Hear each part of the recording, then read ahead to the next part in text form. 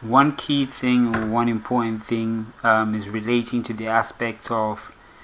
computer systems and just the operating systems themselves, how much functionality they have, and how to make use of that functionality, because people develop quicker than people can learn, or quicker than people can update, or quicker than people can properly understand particular features, or things are occurring so quickly in these small tight-knit organizations nowadays that you don't really get the time to fully implement and be creative in relation to some of the tasks that you may be working on, and also the input required in relation to finding solutions that make use of what's pre-existing that are not exactly there, because not many people are actually utilizing these general skill sets or these capabilities in order to provide solutions, because not many people tend to know some of these features and these updates and things of that nature. However, they find solutions that are different. So in operations now, you've got a lot of developer-based tool sets, and that's simply because that thing may be pre-existing, but nobody knows about it, or no one has informed someone about it, because it's just one of those arcane things. Like SSH itself, the amount of power that it provides, the amount of capabilities that it provides, Linux in general, things such as host-based authentication, which people don't really use, but it's a powerful tool and highly effective in regards to what you can achieve with it. And there's varying number of services available within that particular system, such as some of the VPS one, load balancing, time sync related things that can actually make a distributed system quite effective. So that's all the aspects of Linux engineering. But not only that, it can function the same with other directory services or systems that may be utilized for applications running at scale, or just in general distributed systems that make use of a particular functionality. So I think all those things are very important. I think that configuration management enables that capability for all that may require it in general. So I think that's very important.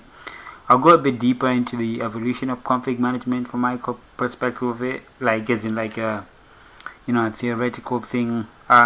connecting that to maybe particular clouds, and then onwards into like the world of robotics and machines, or the theoretical aspect relating to that world and that understanding. So when it comes to things such as configuration management and things of that nature, I think that they're things of varying importance in general, because they help speed up the way in which the operations teams can function. Beyond that though,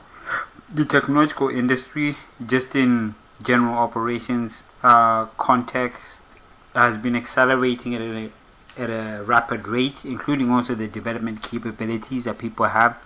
So in this particular situation and scenario, we find ourselves in a position wherein we need to establish a base grounding on what's suitable for what. Now, the configuration management hopscotch game has been played out multiple number of times, and people have gone over or tried to explain the mechanisms in which each configuration management tool can benefit one or the other. Now in scenarios like that, or in situations like that, we came to the particular understanding that I believe personally that it generally belongs and depends on your own capabilities and what you feel comfortable working with in regards to the style. But then, since things such as configuration management, you have to factor in a whole team, you have to factor in quite a lot of things in regards to how those particular tool sets will be used within general organizations. So in that particular scenario situation, we can state that in config management,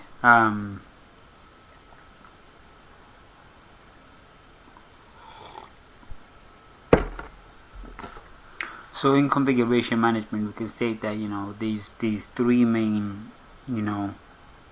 there's four, but there's three main, which is Chef, Puppet, Ansible, and the fourth one is just Salt Stack. And then there's also other ones that they're building around that. Now, it's very difficult, because once you've used all of them, you sort of gain an understanding of which is better for what and which is not as good for what, because because of how the actual configuration itself tends to function. So when we take that into consideration, you can then start to see that,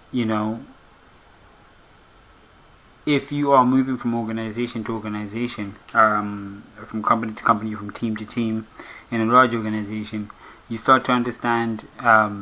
if you were ever in the position to make a decision of what configuration management tool to use,